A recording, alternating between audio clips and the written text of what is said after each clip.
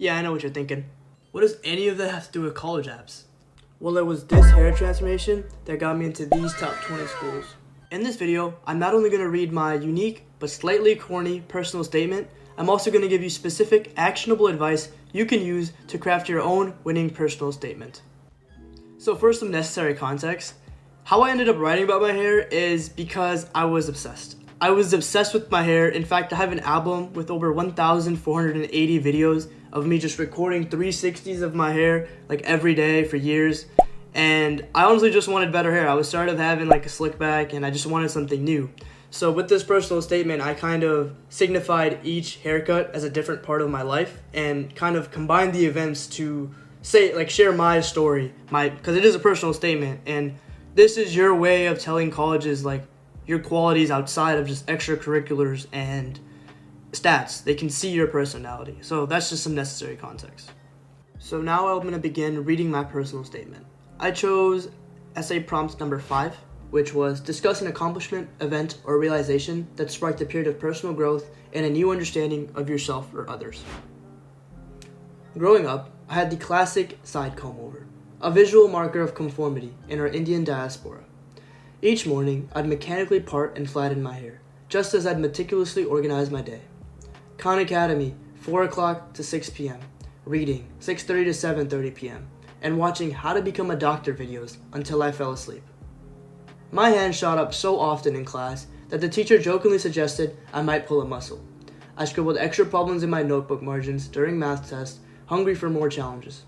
Behind carefully closed doors, I'd eagerly watch Unity game tutorials between study sessions. Creative coding brought me the same joy as solving complex equations. They just couldn't be discussed at family gatherings. At the start of middle school, I found myself trying to make my hair more spiky, while binge-watching volleyball videos and recreating Flappy Bird. Though the sound of footsteps meant quickly shutting my laptop to pull out my Kumon worksheets and parting my hair back to normal. This side comb-over contained my true interest. Eventually, I gathered the courage to sit in the barber's chair and asked for an outlandishly high fade.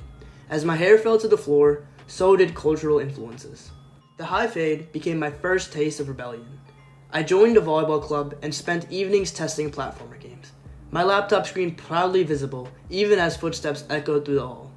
But suddenly, everything changed when I learned I would be a big brother. I cared for my mother through her difficult pregnancy when my dad worked full-time. After my sister's birth, my mom's health deteriorated, leaving me responsible for both of them.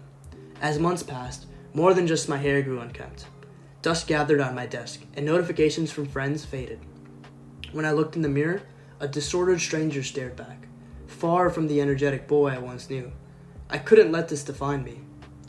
Desperate for change, I ironically turned to what I thought had confined me, my childhood discipline. Questioning why beneficial tasks were so difficult led me to Atomic Habits, where I discovered the psychology behind productivity. The book's 2-minute rule seemed simple. Just set a timer and start. But those 2 minutes naturally stretched into an hour, and by the day's end, I'd completed a coding project. When my friend Sogat said, "We're going to collect 1,000 pounds of trash," I immediately applied the habit-building principles I'd learned. Breaking down this massive goal, I scheduled cleanups, promoted events through social media, and mapped out high trash areas to maximize our impact. The same systematic planning that once filled my childhood schedules now drove our environmental impact, proving that discipline could fuel more than just traditional success. To reflect my inner transformation, I chose a low taper with long curls. His furrowed brow said it all. "Beta, in our culture, such hair is seen as undisciplined," he said, his voice heavy with generations of expectations. At that moment, everything clicked. What I had once seen as cultural constraints, the rigid schedules, the emphasis on traditional success, weren't chains my parents had placed on me, but tools they'd helped me develop. "Papa, this hairstyle might look different, but it represents the discipline you've taught me." I explained how the dedication he'd instilled had helped me find and pursue my passions, from coding to environmental activism. When my dad looks at me now, his eyes reflect genuine pride. He doesn't just see a hairstyle, but someone who embraces both discipline and creativity. These qualities, I've come to realize, are not opposing forces, but rather two sides of the same coin, each strengthening the other in unexpected ways. My cultural foundation taught me not just discipline, but when to use it and when to break free from it. As I step into the next chapter of my life, I wonder what new version of myself I'll discover in college, and of course, what hairstyle will come along for the ride. So yeah, that's my slightly corny but personal statement that I submitted to all of my schools about my hair. Alright, so why did this college essay actually work? Right now, I'm going to break down 3 key things that made this essay rememberable to admissions officers. First, this essay was genuinely unique. Too often, students write about their sports injury or how volunteering showed them compassion, and they don't really dive deep into their character. Not only that, you want to think about what the admissions committee is actually doing. For selective schools, they literally sit in a meeting and they debate over whether or not they should admit you. So you should make their job as easy as possible by being rememberable, and you do that by finding unique ways to share your story. Second, my personal essay showed growth. The number one mistake students make when writing their essay is that they just throw in random extracurriculars or statistics that they have, but the truth is, there's a section for that dedicated on the Common App. So this personal essay, unless you can naturally incorporate like that you were a karate black belt and that's super important to you, don't mention that explicitly just to mention it. You want to only mention it if it contributes to the development of your story. For example, I used the hair metaphor, but I didn't let the entire essay be about my hair. I naturally weaved through and incorporated my hair to show how I was growing. But the real growth was stated in what was actually happening, and I did that by describing and using imagery. And third, I connected my writing to universal values. For example, some of the ones I wrote about in my essay were identity, family expectations, and finding balance between traditions and independence. The reason it's helpful to use these universal values in your writing is that college admissions officers are human, and these are all values that they can relate to. Plus, it makes your essay writing just flow better. But let's be real, this essay was far from perfect. But here are 3 mistakes I made that you can avoid in your own writing.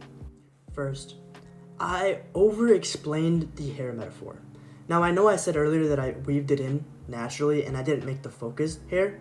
I made the reader's job almost a little too easy by overemphasizing the hair metaphor itself. The lesson here? Trust your readers. They're smarter than you think. Second, and this one is huge, I had far too many people look at my essay. Now, why is this bad? Well, I thought that, having more people read it would make my essay better because I get more feedback. But after the 7th, 8th person, I started to get conflicting advice, and it kind of just made it harder for me to continue moving forward. To combat this, I have something called the 3 reviewer rule, where, like the name suggests, you should only have 3 people look at your essay. Now, one of these can be your close friend or someone you trust like a parent. The second one should be a teacher, ideally an English teacher, and the third one is optional, but it should be someone who's really, really knowledgeable with the college essay process itself and has either read or written a lot of college essays, so they can give you more detailed feedback on the exact college writing process. And the last mistake, I didn't do a great job of brainstorming/testing ideas. Now, what I mean by this is, yes, I had the hair idea, but I also had a couple of other ideas I never really got to write about and test, and part of the reason was because I started writing in late September, and I had to get a draft ready by October 15th for the UT Austin deadline, and that kind of really made me narrow down into the hair essay, but luckily it turned out to be a fine topic for me. But I really recommend that you have a bunch of different topics and try writing a draft for each one, even as tedious as that sounds, because you might see that one topic naturally lends itself to writing a better story for your own narrative. Alright, so how do you craft a winning essay? Well, here's my 4-step framework for writing a banger Common App essay. Step 1, find your weird angle. As soon as this video is over, I want you to either open a Google document or an iPhone notes where you begin documenting anything that you do very frequently or have done for a long time. Even if you think that it's something insignificant, just jot it down. Also, write down any life-changing moments or key events that shifted your perspective. Maybe it's your commute to school or your family dinner conversations. Anything here can work, because something small can reveal something big about you. For example, let's say a guy who's been reselling shoes since he was 10 years old wants to start writing his college essay. He doesn't immediately think that he should write about sneakers for his essay, but he can connect how at first he would beg his parents for his Jordans, and eventually he began learning the market himself and building a brand, and learned that sneakers were not just about strict profit, but about building your own reputation and expressing yourself as a person. Step 2, and I know you've heard this a million times, but there's a reason it's in my 4-step process, and that's show, don't tell. Don't just write, I learned discipline. Instead, write, every morning at 6 a.m., I'd set my timer for 45 minutes and wouldn't let myself out of the room until I did 100 pull-ups, even when my bed felt like the best place in the world. See the difference? One tells me what discipline is. The other one makes me feel what discipline looks like in your life. Step 3, do not forget that 3 reviewer rule. And step 4, end with who you've become, not with what you've learned. Now I know the conclusion is the hardest part of a personal statement, but one thing to make sure that your essay doesn't sound generic and bland is instead of just stating facts or straight lessons that you learned, write how you changed as a person and how your perspective shifted, and how you're gonna bring that new wisdom to the next chapter of your life. Now there's one thing I must address, and that's that you can definitely get into a top school not because of your personal statement, but because of your other factors. Now, while that is a possibility, I genuinely think that for the reasons I stated in this video, that my essay helped me gain admission, not harmed me. And yes, that my other extracurriculars and statistics were pretty impressive, I do think that my personal statement helped share my side of the story. Look, this essay was far from perfect, but it helped me get into top colleges because it authentically showed who I was. Find the thing that makes you different, tell it like a story, and trust that being genuine is better than being impressive. If this helped you in any way improve your college essay writing, please subscribe, as I plan on posting a lot more content focused on helping students. And if you want to see me react to 20 plus colleges, check this out. Or this one.